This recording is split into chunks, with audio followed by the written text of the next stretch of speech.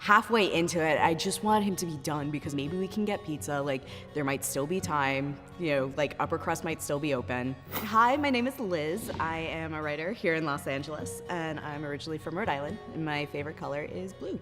I went into freshman year of college as a virgin, and that was my goal, just lose it, because everyone around me was like, oh, I slept with my boyfriend for the first time, and it was great, and everything was wonderful.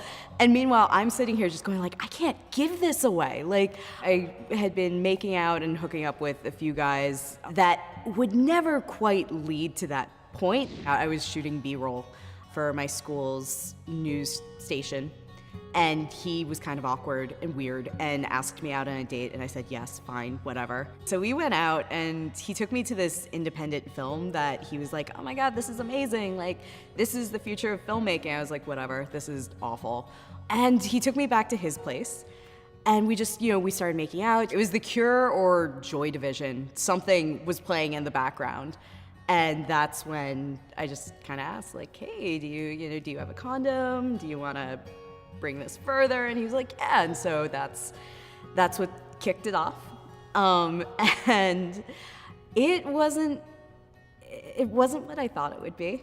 It was like switching off like every 10 to 15 seconds or something, where it was just, like, not to get graphic, but like my limbs were places and being stretched in places that like I didn't want them to be stretched to. Like, it was so weird. And I just kind of went into it going like, oh, this is how everybody has sex, I guess. Like, oh God, I was so bored by the end. I was hungry. I was so hungry. I was like, I wanted pizza. Like, we hadn't eaten. And so, I don't know, we were halfway into it. I just wanted him to be done because maybe we can get pizza. Like, there might still be time, like upper crust might still be open. Like, it was just lasting so long. I was just like, sex can't be this long. Like, this is awful. I hate this. But there was also a little bit of a victory, where I was going like, finally, I'm finally joining the ranks of adulthood. I'm not being left behind, and maybe I could be considered to be normal.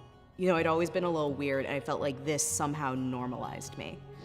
For me, it was the first time I sat there and realized how much I had wanted to share this with someone who knew that was my first time, and someone that I had a connection with, and someone that I felt comfortable with.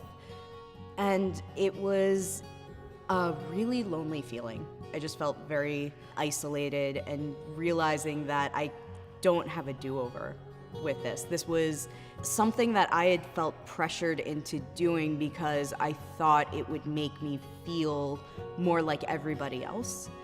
And instead, I just realized I didn't like myself enough to do what I felt was right.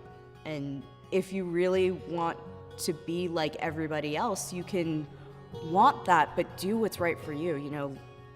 Value yourself enough to know that what you want takes priority over what everybody thinks.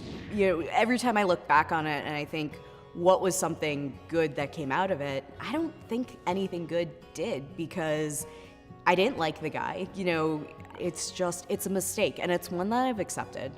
It's something that I wish I had felt confident enough in myself to say, I'm going to wait for that guy that's going to care about me and is going to make me feel comfortable, because he exists. Ultimately, I have to believe that someone is going to love me the way that I am, with all of my flaws and weirdness and my greatness, but I just have to wait for him.